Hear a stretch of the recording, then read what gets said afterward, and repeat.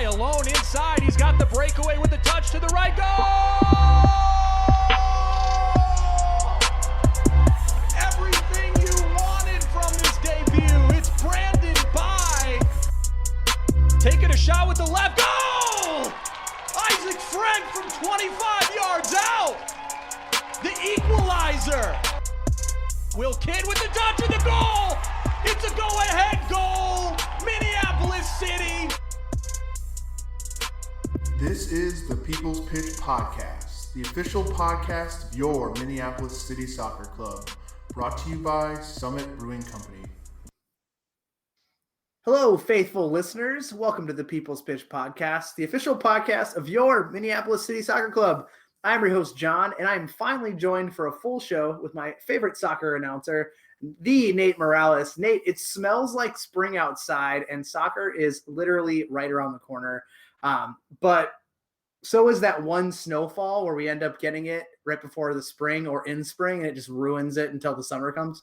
Yeah, John, it does smell like spring, and spring smells like thawed dog shit in my neighborhood. So bring on that one last blizzard and cover it all up. I don't care at all. My spring apparently smells like mice in the basement. So Gross. March Madness isn't just for basketball, friends. We've got some great stuff for you this week. Our last open trial before we cement the roster is almost here, and I'll talk about what that looks like. For trialists, the team announced another player signing this week, which will patrol the midfield, and one I expect to make a very big impact this year.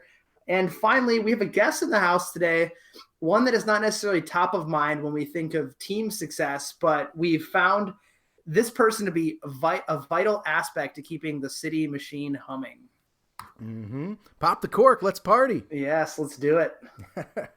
All right, John, we've heard the team is conducting its final open trial on March 27th. And although some people might think that at this point our roster is basically 100% set, that is not entirely the case. The club always maintains that it is exclusively focused on local talent. And over the years, you know, you've brought it up a number of times. We've found a ton of players who have played large roles in the team through that open trial process. And you can think back to like Max Kent, who is a rock in the defense, and he got those the all MIAC and all region honors in college, right? And I think, you know, there's someone else from the MIAC as well, wasn't there? I can't remember that you got through the open trial. A guy named Will Kidd. Ah, yes, that's right. Will Kidd we found him through the open tryout. We found Siku Chroma through the open tryout, who won his time last year, and he scored goals with us, and then he just like blew the doors. He took what he learned with Minneapolis City last summer, and he blew the doors off his freshman year at Marshalltown College. Those are all the kind of players that we've found in the open tryouts. So, John, tell us a little bit more about what happens in this last open trial. Who else kind of has come out of it, maybe that I missed, and what you, as a great talent scouting mind, are looking to get out of it? Well, first off, I definitely want to say that the spring trial that we have is usually our most competitive open trial. So we host 2 a year, and we take players from both. And Nate, I could go on actually through a long list of folks that have come to us, but without giving exact names. But what it looks like to date is we've had open tryouts for 4 years, and we've called back 18 players from our open tryouts within those 4 years, and we've locked in 10 to rosters. So this is really a place that we actually do look for talent. And I mean, we've talked about this, you know, in the previous years, but some clubs just host these things as a cash grab. And yes, there's a fee attached to our trial, and those costs go directly to helping us with the facility rental. So it's not that case for us. And we really do look for players, as I noted. But it's specifically what we look for in players at these type of trials is one that first and foremost has skill. That's kind of a no-brainer, right? But we look for a player that elevates not only themselves, but others around them. People think that when you come to a trial, all you need to do is like score a bunch of goals or pull off some cool trick. That obviously doesn't hurt. But what we look for are guys that are communicating well, maybe orchestrating people around them verbally in the run of play, which is really hard to do when you're pit against people you don't know at varying levels of skill. So it's good to see the guys that we do pick, helping form, positions or taking the initiative to organize people, whether it be before we blow the whistle or after. We basically, I guess I can sum it up by saying we look for the mind and not just the ability to play ball. So if you're interested in signing up, spots are filling up fast. You can look for a link to register on mplscity.com, the club Twitter and Facebook accounts. And as Nate mentioned, the trial is Wednesday, March 27th, next week. And time is 9 to 11 p.m. And that is at the West St. Paul Dome. And details on the registration, it's $75. All players receive a shirt and 2 match tickets as well. So get to walk away with a little something. Yeah, a little something for your trouble, if you will. This week, John, other big news. We got news of a returner to the murder coming back to Minneapolis City, and that is center midfielder Aiden O'Driscoll. If you'll remember, he was a staple of the U23 squad, but he made some choice appearances with the NPSL squad. Some real crucial ones. Yeah, and he really put in that work last year throughout the summer to put himself into consideration for a more permanent role with the team. And then he went to school for the fall, and after a lot of hard work, here he is, announced as a full-fledged member of the NPSL squad. John, if you could, please give us a little history on Aiden O'Driscoll. So Aiden, as far as City's concerned, played 4 games with the NPSL team, logging just over 130 minutes. Did not score or assist or pick up a card, so he still has some room to improve there. Hopefully on the former, not the latter of that list. I'm really pleased to make this announcement, Nate. 2 years ago, Aiden came to us as a very polished player who at the time was trying to break the squad in an area which was a position of strength for us at the time. And so we really didn't have a place for him. And I knew he was a guy that I wanted, but I just couldn't take him out of a situation where he needed to get minutes in the summer to be ready for school, where he probably would just train with us twice a week and then sit and not really get any playing time. So we let him go, and we let him go with the caveat of it's a no for now, and this is why, and stay with us because I will continue to monitor you, and I did.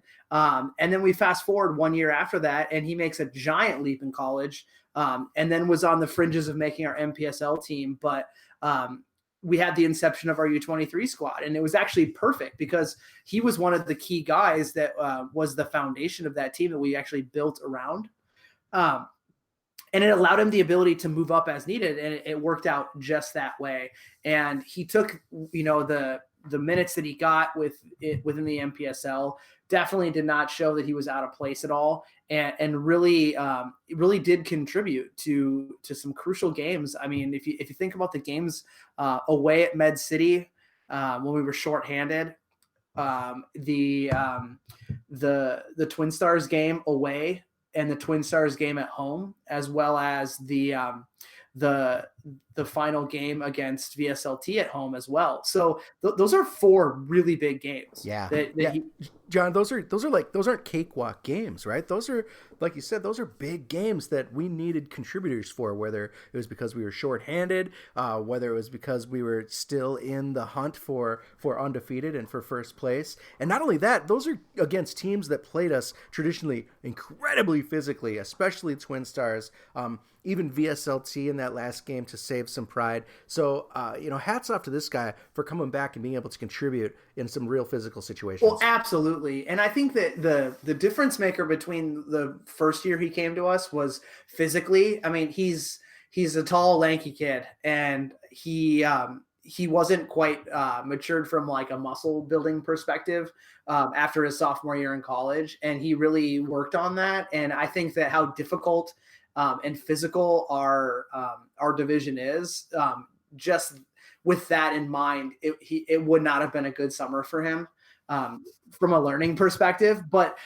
then you fast forward to last year again, and he played in 4 of our most physical games and performed. So basically, after he was with us, he took what he learned back to his final year at Luther College, and kind of blew the doors off, being named team and conference offensive player of the year while picking up pretty much every conference honor along the way and regional honor along the way into being named Division III All-American. So he's about as smooth as they come on the ball, very much like a Martin Brown Jr. type who just effortlessly plays the game of soccer, and you're wondering, like, are they trying hard? They don't need to, because their soccer IQ is so A+.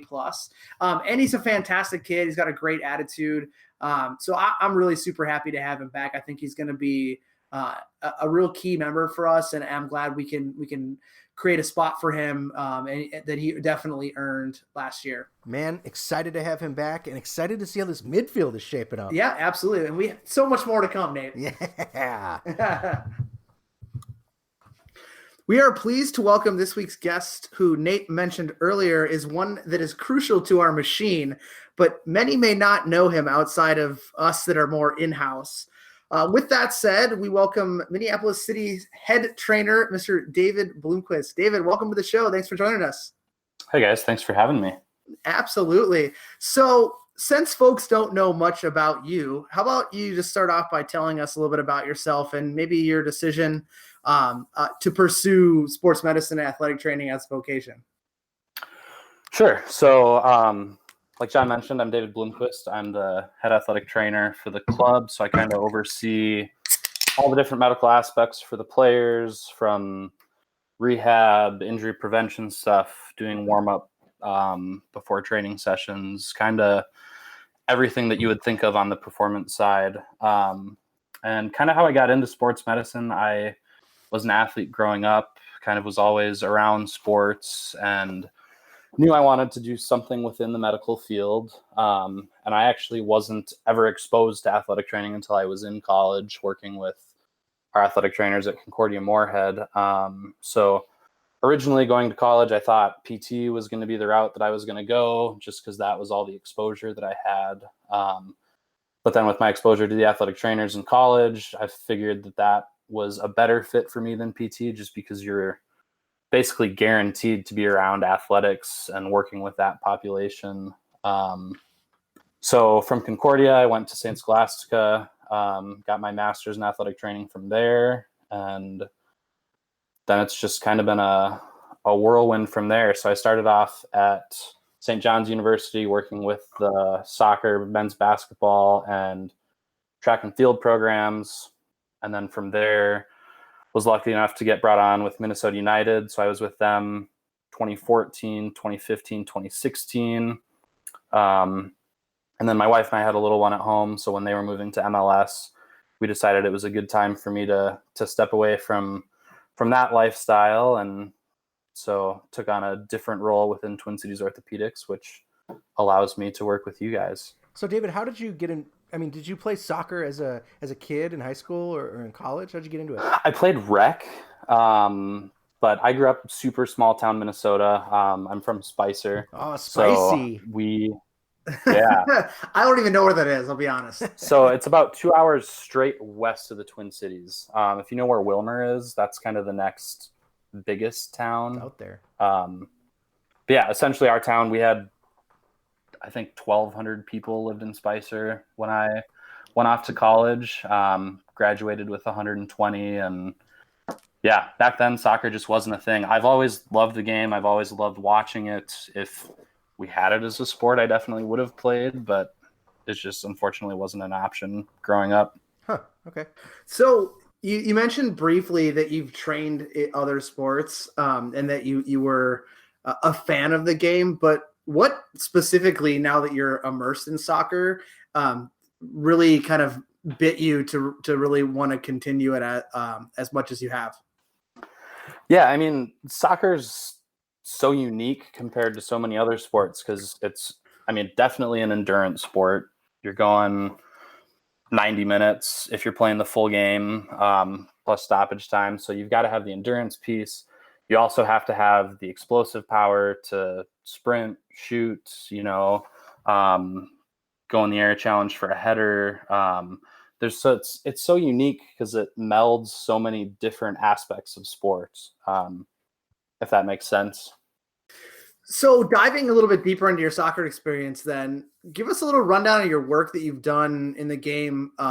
Maybe a bit more with what you did with Minnesota United and what that was like, and then kind of how you continue to work in soccer currently outside of what you do with Minneapolis City.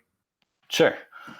Yeah. So, my experience with Minnesota United was awesome. I was there for 3 seasons. So my first 2 years, 2014, 2015, I was an assistant athletic trainer with the first team, with Yoshi Ono as our head athletic trainer. So I was assistant with the first team, kind of helped with all their day-to-day stuff, all their game day. And then I was also the head athletic trainer for the reserve team, which they played NPSL 2014, 2015, and then PLA in 2016. So I was with the reserve team all 3 years as the head. And then my last year with United, Yoshi ended up leaving for a different opportunity, and I was able to step in as the head athletic trainer for the most of the 2016 season, which was great. It was a good experience. But I think part of that led to some of the burnout with a newborn at home. Right. I can imagine. Yeah. And so when they were making their transition to MLS, it was a tough choice. But ultimately it came down to the family, and we decided it would be a better fit for me to transition into what I'm currently doing with TCO, and be home more. And it's been great. So my current role within TCO, so I kind of went from collegiate to professional and then kind of took a step back. And now my role is really focused on youth soccer. So we've got partnerships with, I think we're at 8 different clubs throughout the metro, on the youth level that we support both medically, financially. And yeah, it's been great to be able to give back to the youth side of the game too, and being able to be a resource for those families and the different clubs that we work with. So David, what does like a typical day look like, a work day look like for you at TCO? Is it kind of the same thing every day, or what's the situation like? Yeah, it's kind of hit or miss. The nice thing about athletic training is there's not really a typical day. You never quite know what to expect. So there's some days where I'm in the office pretty much all day, answering emails, jumping on phone calls, or being in meetings with different people. There's a few days a week where I'm physically at some of our club partners, doing like free injury evals for kids that might have something nagging that's going on, or if somebody picks up an injury over the weekend, they can come in and chat with me, and I can help kind of guide them to what their next best steps are. And then obviously we've got Minneapolis City training 2 nights a week when they're in season. So yeah, that's kind of what the week typically looks like. And then weekends, every once in a while I'll get a weekend free, which is great. But most of the time we've got, either games or tournaments or different events that are happening that we support. So as you're working with youth clubs, in this new role that you took on after you worked with United, how did you get stuck working with us? I wouldn't say I got stuck working with you guys by any means. No. So I know a handful of the guys from when they played with the United reserves, and when they transitioned to being with you guys, I would still get, text messages or phone calls with different injuries that were going on. And I missed being around the game. So I thought, what better fit than kind of working with guys that I already know and are playing at a higher level to kind of get my fix for being on the sideline, I guess. Yeah. So yeah, totally. Most fans are only going to see you really when a player goes down in game. And you have to you're the guy that runs on the field to check on him, make sure he's got what he's okay. So besides those in-game duties, I think it's really the preventative work that keeps the team going, keeps the guys healthy. Can you talk a little bit about what that preventative work looks like, what you do week in and week out, and how that helps the team to succeed and perform at a high level? Yeah. So last year with my first year, I definitely could have done better on the prevention piece. We had kind of a rash of muscular injuries, as you guys probably all remember from last year. Yes. Yeah, lots of hamstrings, lots of groin strains. So this year, my focus has been a lot on our warm-ups, incorporating some more strengthening activities, some more, tasks that are focused on the lower extremity and geared at preventing injuries. And then in addition to that, I have a program that I put together that I sent out to all of the guys during the preseason saying, hey, these are the key things that I need you guys working on so we can avoid what happened last year. But for the most part, I mean, the research that's out there all talks very highly of just incorporating your prevention strategies into your warm-up. And it's something that guys are doing every day anyways. So it makes most sense to do it there. That's good.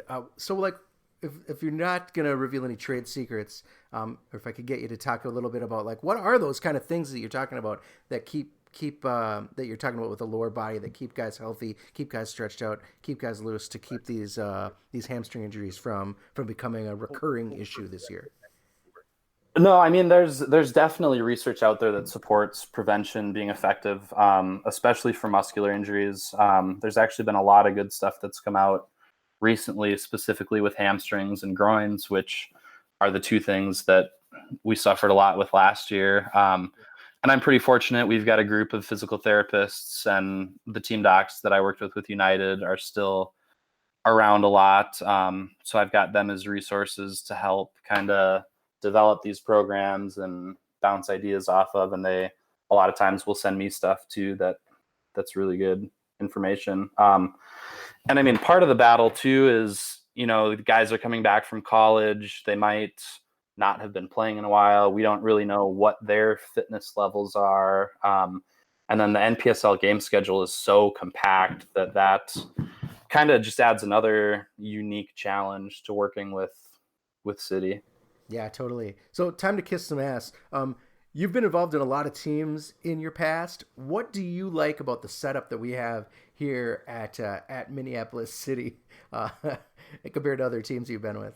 I mean, it's such a great group of guys. I mean, my first training session, it felt like, well, we'll say training session, not the first time I was there. But like the first actual training session with the guys, like I felt like I was part of it, and guys just embraced me. And at different levels that I've worked with, it hasn't always been like that. So for me, it's just kind of always felt like a home, which is great. Yeah. What John was alluding to was my very first night with the club was one of the trial periods last year. And I had to send a guy to get, I don't know, I think he ended up getting like 18 stitches in his forehead. Yeah. Yeah. Trial by fire. It was Kevin Hoof. So it was like literally like we just moved into playing, and he went up for a head ball and just smashed into Ken Love's head. And it was bad. It was, I mean, I'm no medical professional, but I could see it was pretty deep. So David, I try to get some stuff out of John every once in a while, but he's pretty tight-lipped about this, about the team. But seeing that you're there during the whole preseason as well, how do you feel that things are going at this early stage? And are you feeling good about where the guys are at, both physically from an in-shape kind of perspective, as well as how their soccer is looking so far? Yeah, I mean, I'm feeling really good about the season. I think through this preseason, the guys have looked really sharp. Compared to last preseason, I feel like the level is a step above where it was at this time last year. And I'm fingers crossed guys are putting in the work that I'm asking of them outside of things. We haven't had any muscle stuff yet, knock on wood. But yeah, I mean, from my vantage point, things are rolling, and we're looking to have another stellar year. So it would be a total swing and a miss if I didn't ask this, but what's the worst injury you've seen so far in your career? Oh, probably. So when I was at St. John's, I had a guy who was down in the 18-yard box on the far side of the field from where I was at, and there was a big skirmish for the ball. I didn't really see what happened other than one of my guys was down on the field. So I get out to him, ask him what's going on, and he had broken both bones in his lower leg. So when I asked him what was the matter, he picked up his leg and his foot just stayed right where it was. Yeah. Yeah, that's probably the grossest one I've seen. I mean, ACLs are the longest recovery, definitely. But as far as gross factor, that one's up there. One thing, David, I think I want to get your take on being the head trainer, because you deal with this the most. Is that there are teams in our league that you're guaranteed to be that are guaranteed to be a little more physical.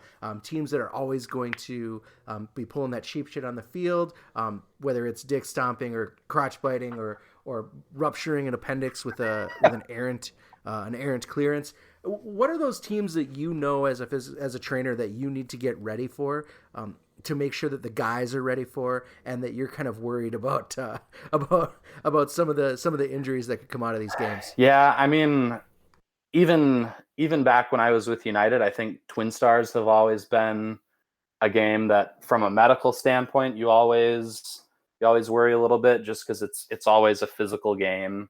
And then with you guys, I would probably add Duluth into that mix, just because there's some animosity there. Speaking of them, I don't know if you remember, but last year their goalie seemed to go down with the most gruesome head injury possible, and then he was yelling for you to come and take a look at him. Do you remember that? And if you do, what did he say to you? Because you basically just talked to him for 2 seconds and then told the ref, yeah, he's fine. Yeah, well, so if I remember right, he was is he an English guy? It's German. He, as I'm walking on the sideline waiting for the ref to flag me in, he and his teammates are yelling at me to bring him an ice bag. Which I'm never going to do for a player that is in the game unless he doesn't plan on continuing the game. So yeah, that was interesting. It's always interesting when players try and yell at you and demand what you do for them. Well, the funny part too is did he think that you just have an ice bag at the ready all the time? You're just gonna, here it is. Yeah, we'll put this on your head. Apparently, because his teammates were all pretty upset when I went out to check on him without an ice bag. Maybe I'll have to get a can of that cold spray for next year. Yeah, maybe we'll put that in the budget for next year. Right, yeah, exactly. Just one. Yeah. Well, we only know we need it for one team when they come. So, so we used to put guests through the now defunct Lupient Automotive Speed Round, but with a new season on the brink, we thought we'd try something new. So we're gonna play a little game of word association. Are you familiar with word association? I'm sure you are. I am. Yep. So as we've actually locked in a sponsor for this, but the ink is not dry. So stay tuned on that for more information in the next upcoming shows. But so David, I'm just going to say a word or a phrase, and then you just tell us the first thing that comes to your mind. We make sure everybody has the opportunity to stretch. I know for you, probably more important than others. If you need to take a break, get something to drink.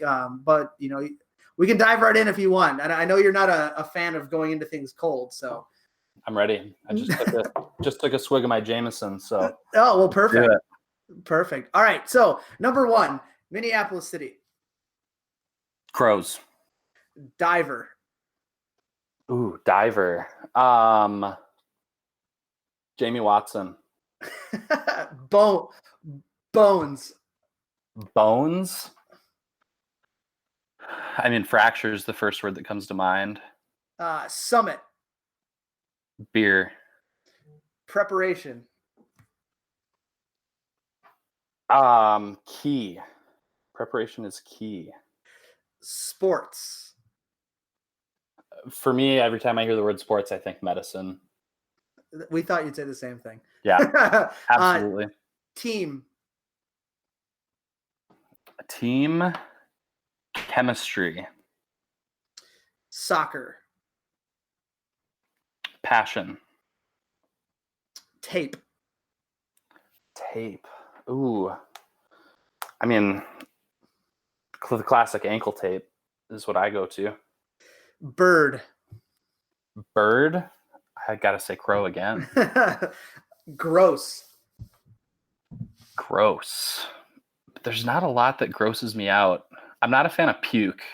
Say puke.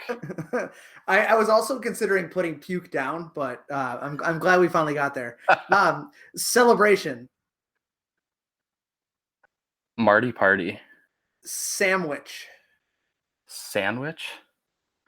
French dip. Doctor. Dr. Mosier. And finally, the Brotherhood. The Brotherhood, Minneapolis City. All right. So you made it through, and I give everyone a grade, and I'm going to give you a solid B. I would have given you a higher grade, but there were a couple duplicate answers in there. So I just have to tell it like it is.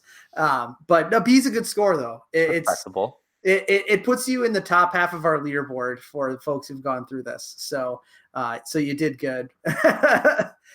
Yeah. So thank you so much, David, for joining us on the show this week. We really appreciate it. And considering that you're undefeated with us, we really appreciate you coming back and look forward to working with you as part of our club again this year.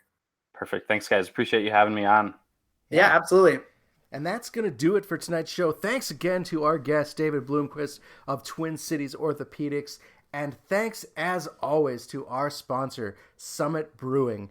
It is Maibach time, my friends, so go to your local watering hole and get some on tap today. Summit, a more meaningful brew since 1986.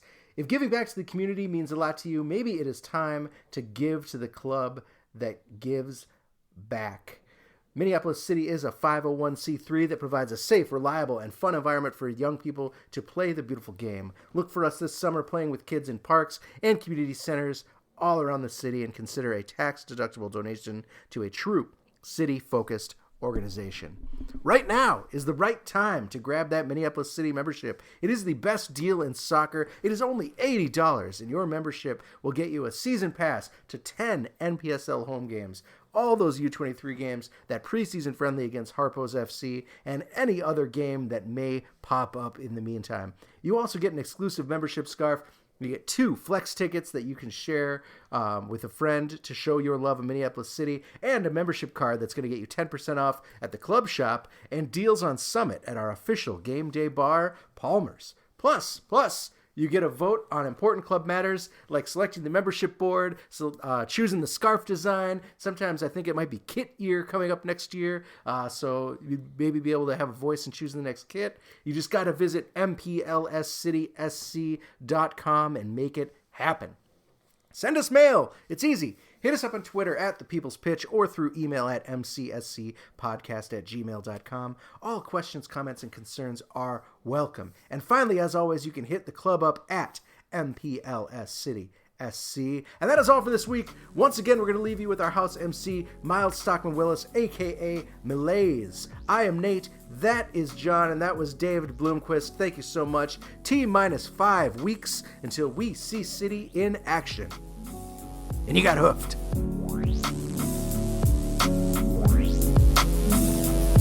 See, I see the real you, yeah, boo, I found you. So don't ever frown when loneliness is around you. I'ma show you that someone should crown you, not clown you, but pursue virtue would never hurt you. Critical in distance, touch is digital, biblical. Till death, love is unconditional. Telling us we're a team and not 2 individuals. For you, I give my spleen, the spiritual and the physical. Loving what is fragile isn't always fixable, but I see what's invisible. See it with vex visuals. Grab my hand, hold it. We gon' think the unthinkable. unsinkable. I promise we will float, that our boat's unsinkable. I promise I'ma drown in you, let you drown in me. Reveal the recipe, you I love to overfeed. I love it. Let's proceed slowly, not go bad like moldy. Ravioli, rigatoni. Girl, I'm free falling for you. Still, temptation follows free. Just tell me when you fall for me, please. Just tell me when you fall. Free, girl, I'm free falling for you. Still, temptation follows free. Just tell me when you fall for me, please. Just tell me when you fall. Temptation's about to give in, but I'm staying true. If I sin, may I be forgiven for a few. What we got to lose? Nothing. You just gotta listen. Such a good girl. Great. Just made a bad decision. One and done. She looking fine. Nothing missing. But got my hands tied like I'm the villain. Evil only swallows pride, but I'm sometimes kidding. Finger licker kitty after be the kittens. Cute shit. Kiss me softer than a baby's grip. New sense of high when she bites her lower lip. If she quit, make my heart skip, then snip. When we're together like ice cream mixed with some mint pepper. Shawty had to rescue my respiratory. Wants a man who's a man, that is mandatory. Only without her off the pad, like I never met with Dory. Help her write her story, take the qualms on her quarry. Girl, I'm free falling for you. Still, temptation follows free. Just tell me when you fall for me, please. Just tell me when you fall. Girl, I'm free falling for you. Still, temptation follows free. Just tell me when you fall for me, please. Just tell me when you fall. Selfie Thomas as the rollie. Always be my plus one. Shawty is my bogey. In it for the long haul, not for the trophy. Every day, feeling greater than Tony. Falling for her, and I think she falling for me too. Falling like two V's, make a W. Type of dude to build you up and make the rubble move. Type of dude to have my phone out all in front of you. Only cause you got my back. Presence always sets the mood. Never starts any trouble without any proof. No problems if there was, make the puzzle poof. Laugh it off. Goofballs, you should see the spoof. Girl, I'm free falling for you. Still, temptation follows free. Just tell me when you fall for me, please. Just tell me when you fall. Free, girl, I'm free falling for you. Still, temptation follows free. Just tell me when you fall for me, please. Just tell me when you fall.